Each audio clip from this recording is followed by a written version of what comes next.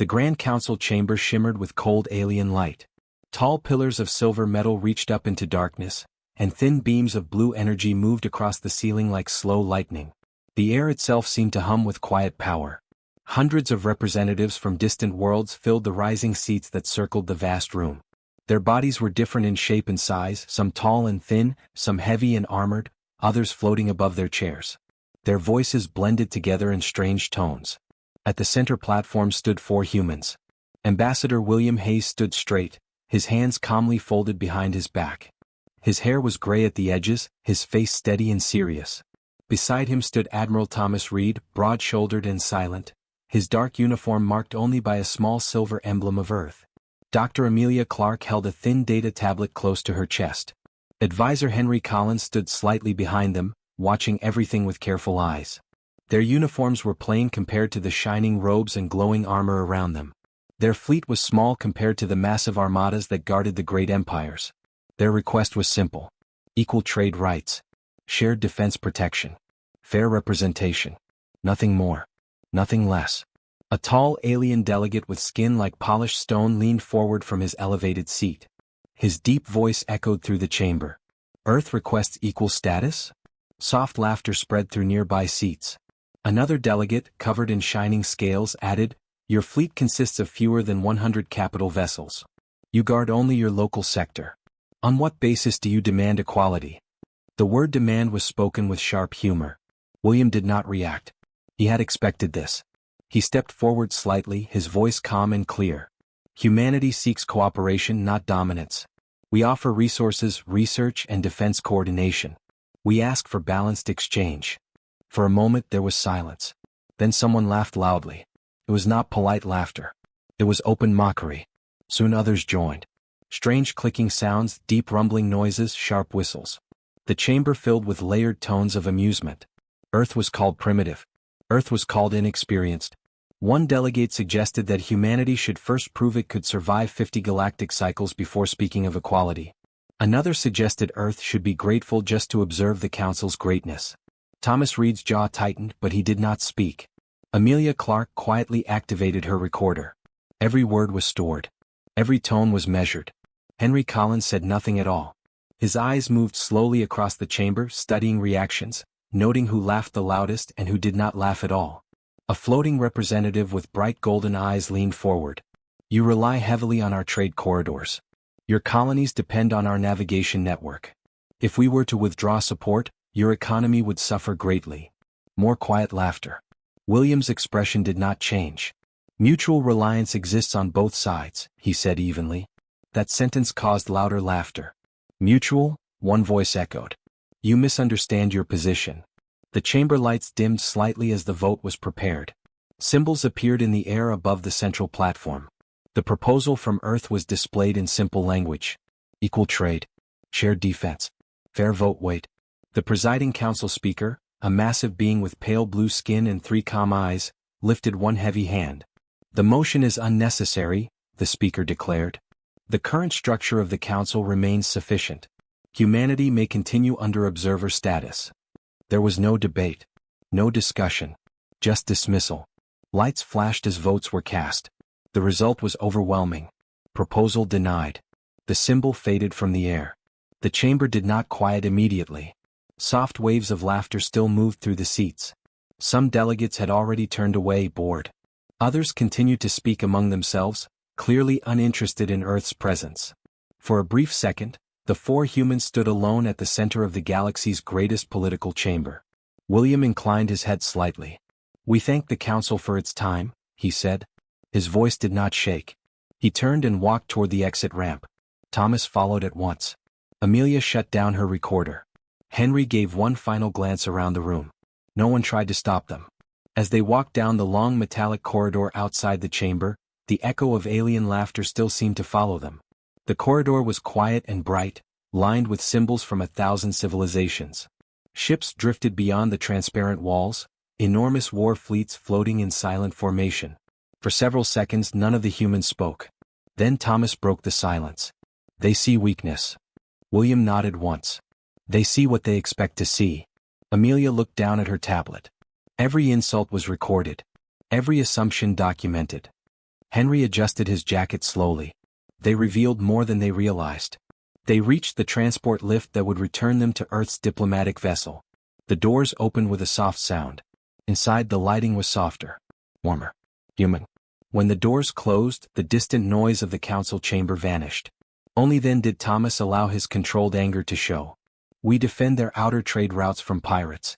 We provide rare minerals they cannot easily extract. Our navigation algorithms reduce their travel time by 12%. And they call us irrelevant. William looked at his reflection in the polished wall. They believe we need them more than they need us, he said softly. Amelia raised her eyes. Do we? William was silent for a moment. Yes, he answered honestly.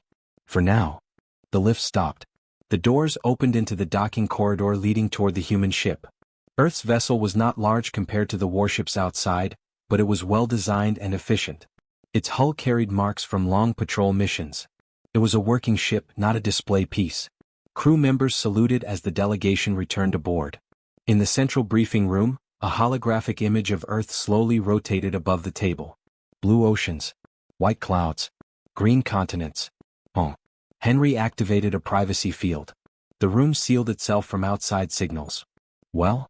Thomas asked. William removed his formal jacket and placed it neatly over the back of a chair. They laughed, he said simply.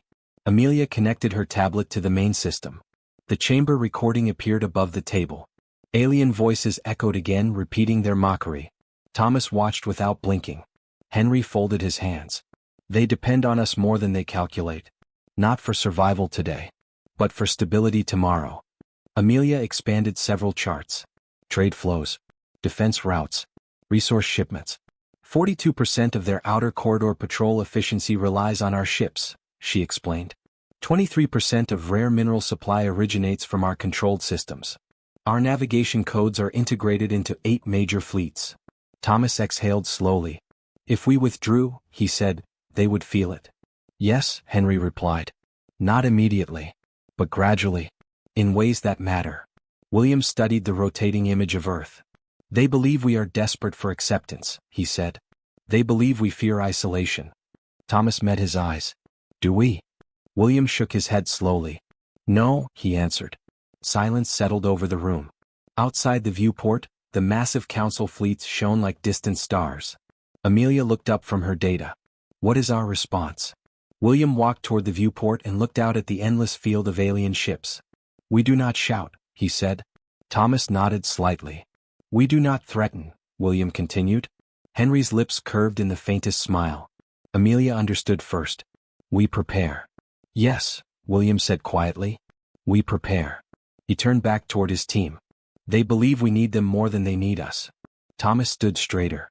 They are about to learn otherwise. The human ship slowly disengaged from the council station. Its engines glowed softly as it turned toward open space. Inside the grand chamber, laughter still echoed among the seats. But far from the chamber, far from the shining fleets and tall pillars, a small blue world waited.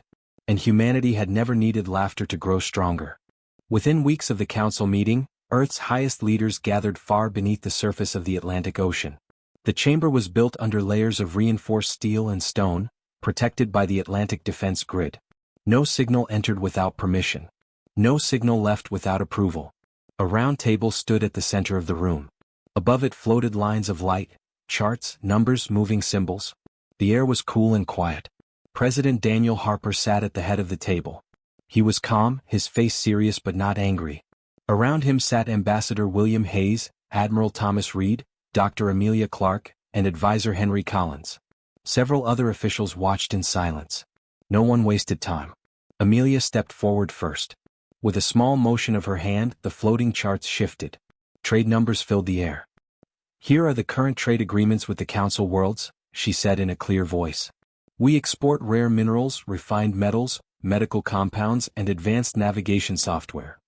The display changed again. In return, we receive luxury goods, cultural data, and limited access to defense networks. Thomas crossed his arms. In simple terms? Amelia nodded once. We give more than we receive. Another chart appeared.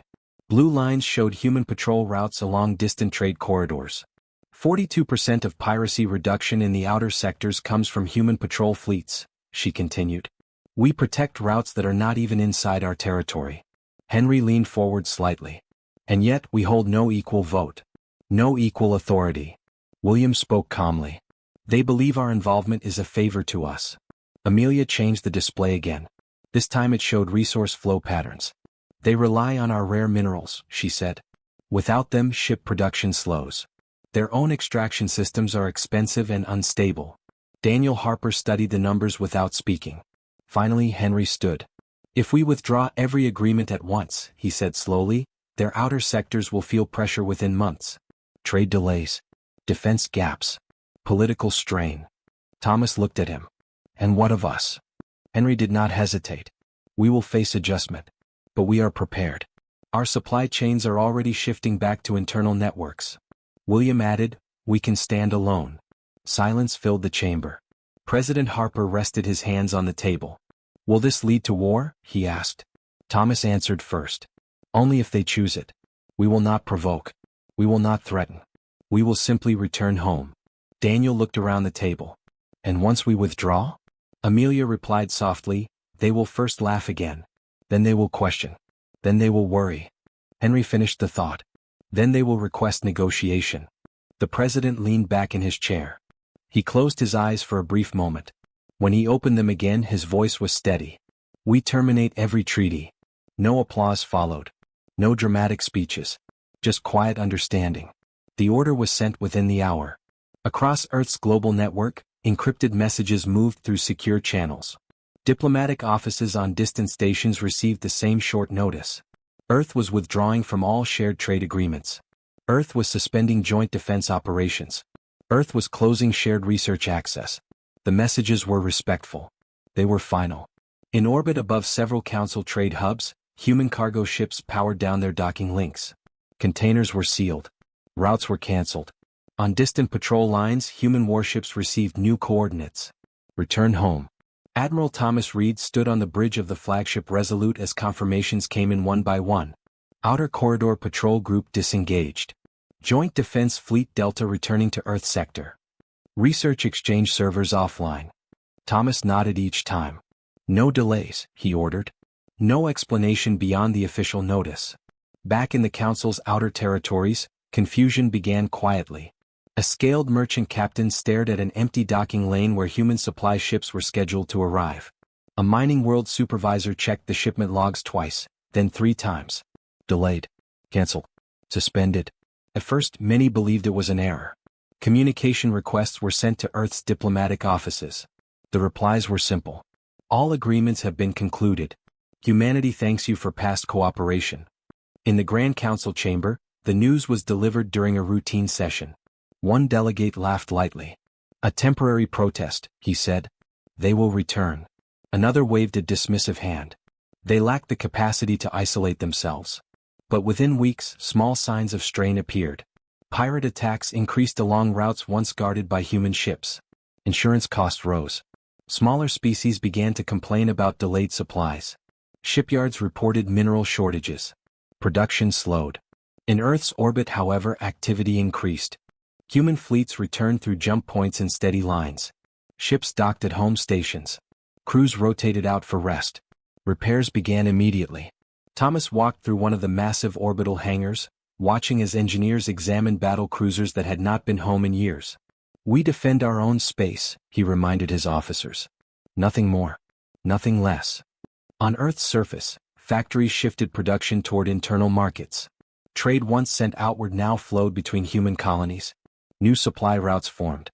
Amelia monitored economic adjustments closely. Short-term strain, she reported to President Harper. But stable. Henry reviewed Council communications daily. They still believe this is temporary, he said. William stood beside him, reading the messages. Several Council representatives had requested informal meetings. William declined them all. If they wish to speak, he said, they may request formally. As equals. Months passed. In the outer sectors, pirate fleets grew bolder. Without human patrols, response times slowed. Council defense fleets attempted to fill the gap, but coordination was weaker than expected. Navigation errors increased without Earth's algorithm support. Travel time extended by small percentages that slowly added up to major losses. Trade disputes rose among member worlds. In the council chamber, the tone began to shift. Laughter faded. Questions grew sharper. Why are our outer corridors unstable? Why is mineral supply inconsistent? Why are smaller member worlds expressing dissatisfaction? Reports began to mention one word repeatedly. Not with mockery. With concern. Meanwhile, beneath the Atlantic defense grid, Earth's leadership gathered again. President Harper listened as Amelia summarized the latest data. Council outer sector efficiency down 18%. Pirate incidents up 32%. Ship production reduced. Thomas added, "They have not replaced our patrol capacity." Henry looked at William. "They miscalculated." William's expression remained calm. "We did not threaten," he said. "We did not demand." Amelia allowed herself a small smile. "We simply left." Far across the galaxy in the once laughing chamber, a formal motion was proposed. A review of Earth's status. The same delegates who once dismissed humanity now requested detailed reports on the impact of withdrawal. Confusion had passed. Concern had taken its place. Back on Earth, night fell across oceans and cities as it always had. Lights glowed across continents. Ships orbited silently above. Humanity had not fired a single shot. It had not raised its voice. It had simply stepped back. And in that quiet space, the galaxy began to feel what had once been taken for granted. Trade lanes once busy now stood half empty. Defense grids once secure now showed gaps. And somewhere in the vast council chamber, a few leaders finally understood a simple truth. Humanity had not needed to fight to be strong. It had only needed to walk away. 3 months had passed since Earth withdrew from the council agreements, and the galaxy felt the change in subtle but undeniable ways. The vast chamber of the council, once filled with laughter and chatter, was now quiet. Not tense exactly but measured. Voices were cautious. Eyes were sharp. The alien delegates who had once mocked humanity now exchanged uncertain glances, careful not to underestimate a species they had dismissed so easily. Outside the chamber, across countless systems, the consequences of Earth's quiet withdrawal became obvious. Trade lanes that had been patrolled by human fleets for decades were no longer secure. Pirates and smugglers moved with boldness they had not dared before. Convoys slowed, guarded by council forces who had never coordinated without human oversight. Ships carrying rare minerals, essential components, and medical supplies were delayed or occasionally lost to ambushes. Several smaller species began to speak openly against the council leadership. "We relied on Earth," one delegate argued, his voice sharp with frustration. "Without their patrols, our trade suffers. Without their supply, our fleets are incomplete. How can we continue under your guidance?" The council leadership tried to answer with calm statements, but their words carried less authority than before. Subtle cracks in the governing body were becoming visible. Far from the political tension in the emptier corridors of space, Admiral Thomas Reed stood on the bridge of Earth's flagship, the Resolute, looking out at the endless stars. The ship's hull glimmered under distant starlight, its surface reflecting thousands of points of light from nearby systems. The ship was large, heavily armored, yet quiet in operation, a testament to human efficiency. Thomas spoke to his officers in a voice that was calm but firm. "We fire no shots. We make no war. Our orders are simple: guard our own. Protect Earth and its colonies. Nothing more. Nothing less." The officers nodded, their faces serious. The bridge hummed quietly with the sounds of machinery and life support. Outside, patrol drones scanned nearby sectors, ensuring that human space remained secure. Meanwhile, Ambassador William Hayes moved from station to station aboard the flagship, checking communications. Holoscreens flickered with incoming messages from worlds that had once mocked humanity, now approaching in urgent tones. Requests poured in. Some asked for assistance in trade coordination, some for defense support, others for formal renegotiation of treaties. William read each carefully. The tone was desperate in some cases, polite in others, but all contained the same request: humanity's help. He did not answer immediately. He paused, thinking about the long years of dismissal, the laughter that had filled the council chamber, the arrogance of those who believed humans were weak. Finally he replied. Each message received the same response: equal terms or none. The words were simple, short, firm. No threat, no anger, no fear. But they carried weight. Across the galaxy, the first ripple of realization began. The species who had relied on human presence, on human patrols and technology, now understood that Earth was not a species to take lightly. Small frustrations grew into operational problems. Council fleets hesitated in coordination, unsure of how to respond without Earth's guidance. Minor worlds began asking difficult questions. How secure are our trade lanes? How fast can we produce new ships? How long can we maintain defenses without human aid? Inside the council chamber, the silence was unusual. Delegates who had previously spoken over each other now waited, each careful not to appear weak or dismissive. The presiding speaker, the massive blue-skinned figure with 3 eyes, called for discussion. But no one spoke first. Not for minutes. Not for hours. For the first time in decades, the chamber was quiet. Outside, in orbital stations and planetary capitals, the consequences of the human withdrawal continued. Merchant ships rerouted their cargo, adjusting for delays and shortages. Defense networks scrambled to cover gaps that had never existed before.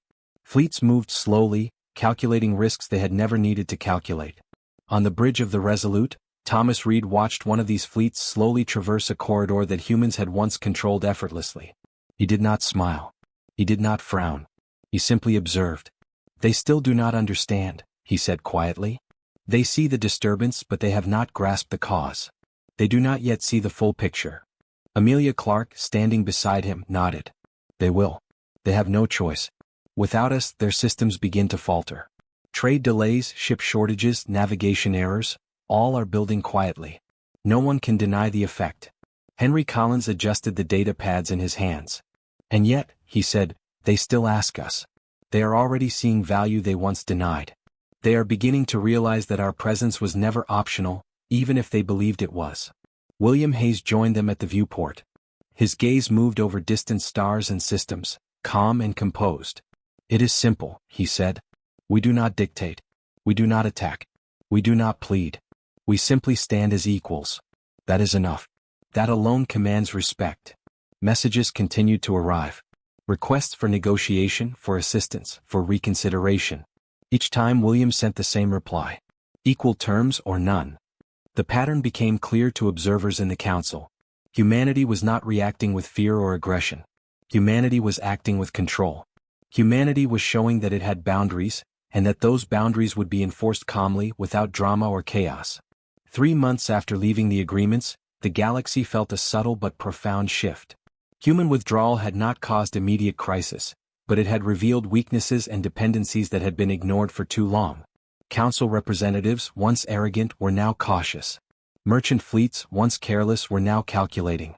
Defense grids, once assured, were now doubting. And on the Resolute, humanity remained steady. They patrolled their own space.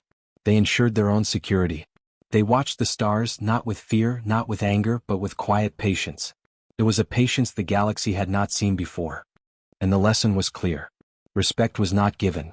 Respect was earned by knowing the difference between dependence and independence, by showing strength without violence, by standing firm without complaint. In the chambers far from Earth, where delegates once laughed, whispers began to circulate. Small discussions. Questioning debates. Nobody yet dared speak openly, but the realization was spreading. Humanity had power not because of warships or fleets, not because of alliances or words, but because humanity had chosen to act on its own terms. Far across the systems, Earth's fleets moved silently. Supply lines were rerouted. Colonies were reinforced. Research channels returned home. Trade was redirected. Defense coordination was focused entirely on human space. And still no shots were fired. Still, no one outside human space knew exactly what to expect next. But the Council and the galaxy had begun to understand one truth. When humanity chose, it could withhold its support and leave entire systems struggling quietly. And it would do so with patience, without fear, without malice. For the first time in decades, the Grand Council convened in silence, truly aware that a small blue planet, once mocked, had the power to reshape the galaxy simply by standing apart. And somewhere on the bridge of the Resolute, Admiral Thomas Reed smiled faintly, just enough to show that he knew the lesson had begun to sink in. William Hayes glanced at the stars again. "Equal terms," he repeated softly. "Or none." And the galaxy was listening. Months had passed since humanity withdrew from every council agreement. The galaxy was quieter, but it was not peaceful. Supply chains that had once run smoothly now slowed unexpectedly. Small errors in trade calculations became bigger problems. Pirate raids grew more frequent, though not catastrophic. Fleets hesitated before entering contested zones, unsure of how to act without Earth's coordination. The most visible effects, however, were not in space battles or stolen cargo. They were in the massive projects the Council had relied upon humans to maintain. Several megastructures, towering stations that orbited distant stars, showed where and required complex repairs. Humans had supplied the engineering knowledge, the oversight, and the algorithms needed to maintain these enormous structures. Without it, repairs took longer, costs rose, and small mistakes created cascading problems. Shipyards were another story. The production of new vessels slowed noticeably. Minerals once exported by Earth were no longer flowing, and Council worlds struggled to adapt. Each fleet, though still large and capable, faced delays in completing ships. Strategic calculations had to be adjusted daily, as the absence of human contributions became painfully clear. Inside a secure chamber on Earth, Dr. Amelia Clark addressed members of Parliament. Her tone was calm but precise, her eyes scanning the room to ensure every member understood the implications. They mistook cooperation for dependence, she said. They assumed that because we worked alongside them, we needed them. They now understand that the reverse is true. Their systems falter without us. Their fleets hesitate without our algorithms. Their structures weaken without our engineering support. This is not weakness on our part. This is awareness being forced upon them. Henry Collins nodded from the back of the chamber. We have given them time, he said. Time to see that humanity is not merely another participant in the Council. We are a sovereign power. We act on our own terms. Meanwhile, Ambassador William Hayes received a message on the secure network. The sender was the presiding council speaker, the same three-eyed being who had dismissed Earth months before. But the tone of the message was not one of ridicule. There was no laughter, no sarcasm, no mockery. It was a request, not a summons, not a command. A simple, formal request for humanity to attend a meeting to discuss new arrangements. William read it carefully, analyzing every word. The message emphasized collaboration, fairness, and mutual benefit. There was no attempt to belittle Earth or to offer favors. The tone was neutral, almost cautious. He looked up at the small group of advisors around him. They are asking, he said. Not demanding. Not mocking. They are asking.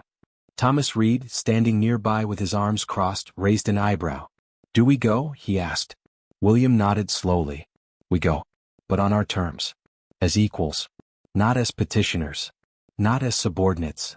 Amelia Clark added, we have documented every interaction. Every system we have maintained. Every patrol, every algorithm, every resource exported. We have proof of the value we bring. The Council will understand our position clearly this time. Henry Collins leaned forward. We do not negotiate from weakness. We negotiate from fact. They now know that cooperation is not dependence, and that Earth will not bow to insult. President Daniel Harper spoke for the first time in the meeting. His tone was calm, even, and authoritative. Prepare a clear statement of our terms. Equal representation. Fair trade. Shared responsibilities that respect our sovereignty. And nothing else. We will attend, but only as a sovereign power. We will not accept less. We will not apologize for standing apart. The human delegation prepared carefully. Charts were updated. Fleet positions reviewed. Communications protocol strengthened. Every aspect of participation was considered, leaving nothing to chance. The team wanted to be certain that no misunderstanding could occur. When the day of the Council's request arrived, Earth's delegation gathered aboard the flagship Resolute. The crew stood at ease, disciplined and ready. William, Thomas, Amelia, and Henry entered the ship's command bridge. The stars stretched endlessly outside the viewport, calm and quiet, a reminder of the vastness humanity had learned to navigate with confidence. William initiated the secure transmission to the Council. The message carried their decision. Earth would attend the meeting, but only on equal terms. The transmission was formal, concise, and firm. The reply came almost immediately. There was no laughter. No sarcasm. No hints of mockery. The Council acknowledged the message, confirming that Earth's attendance would be treated as that of a sovereign and equal member. Thomas Reed allowed himself a small, rare smile. No laughter, he said softly. No mockery. They understand something now. Amelia Clark nodded. Yes. They understand that strength is not only about weapons, fleets, or armies. It is about knowing your value, acting on your own terms, and refusing to be diminished by others' assumptions. Henry Collins glanced at the stars beyond the viewport. It took them months, but they see now. Humanity is not dependent on the Council. The Council depends on humanity to function smoothly. They will remember that going forward. The Council chamber looked exactly as it had months ago. The high ceiling stretched above the seats, glowing lights reflected off polished walls, and the massive central dais still dominated the room. But everything felt different. The air was quiet, serious. The energy of laughter and mockery that had once filled the space was gone. Instead, a calm attentiveness hovered over every delegate. Every species, every voice, every pair of eyes seemed aware of something unspoken but undeniable. Ambassador William Hayes walked slowly down the center aisle with his delegation behind him. Admiral Thomas Reed, Dr. Amelia Clark, and Advisor Henry Collins followed with disciplined calm. Their uniforms were simple but precise. Their presence was understated, yet it carried weight. As they approached the central dais, every representative rose from their seats. Not as a gesture of fear, not as a hollow formality, but with measured respect. Heads were tilted slightly forward. Eyes held steady. Hands relaxed at their sides. There was no mockery, no laughter, no whispers. Only acknowledgement. William paused, letting his gaze move across the chamber. He noted the subtle change in posture, the careful silence. Every delegate seemed to understand, without a single word, that Earth was no longer a minor player to be dismissed. The humans had not shouted. They had not threatened. They had simply chosen to act in their own interest, and in doing so commanded the respect of the galaxy. The new agreements were placed on the central table. They were shorter than past treaties, focused, precise. Trade terms were clear and fair. Shared defense responsibilities were balanced and mutual. No species held dominance over another. Every clause had been carefully written to respect sovereignty. Every word reflected equality. Thomas Reed stood quietly behind the delegation line, observing the room. His eyes scanned the council representatives, noting the calm precision of their movements, the serious tone in their voices during discussions. Human fleets remained independent, stationed at strategic positions across their systems, ready to defend their own space but not bound by the agreements to enforce the Council's will. Earth's autonomy was complete and unquestioned. Amelia Clark noted the subtle exchanges between delegates, their whispers and careful glances. She understood the unspoken acknowledgement. The galaxy had learned the cost of underestimating humanity. Every minor hesitation, every careful pause in speech, every reconsidered motion of hands signaled that respect had been earned, not through threat, not through force, but through quiet, deliberate action. Henry Collins reviewed the final document on a small data tablet. Everything was balanced, everything clear.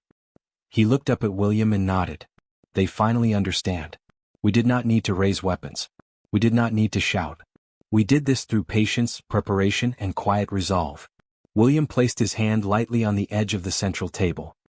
He looked once more across the room at the assembly of species from countless worlds. Their eyes met his, steady and serious. There was no mockery, no challenge. Only awareness. When the final signature was placed, William spoke. His voice carried easily through the chamber, calm and firm, without arrogance or show. Respect is not granted by power alone, he said. It is earned by knowing when to walk away. The room remained silent. Not uncomfortable silence, not tense, but deliberate and thoughtful. Every delegate considered his words. Every species present understood that the statement reflected not only the strength of humans but also their discipline, their clarity of purpose, and their refusal to be rushed or forced into weakness. In that silence, more weight existed than in all the laughter, the insults, the derision that had filled the chamber months before. That silence carried understanding, recognition, and a subtle acknowledgement that humanity could no longer be dismissed, underestimated, or ignored. Thomas Reed exhaled slowly, standing just behind the delegation. Amelia Clark watched the room carefully, noting every shift in body language. Henry Collins smiled faintly, recognizing the significance of the moment. William remained still, his gaze steady, knowing the chamber now saw a species that had proven itself through patience and wisdom rather than aggression or noise. The chamber remained quiet long after discussions ended. Delegates returned to their places, but the atmosphere had changed completely. Meetings proceeded with efficiency and fairness. Decisions were now made with careful consideration of Earth's input. Trade negotiations were balanced. Defense planning accounted for human fleets, not because humans were asked, but because their presence was necessary and acknowledged.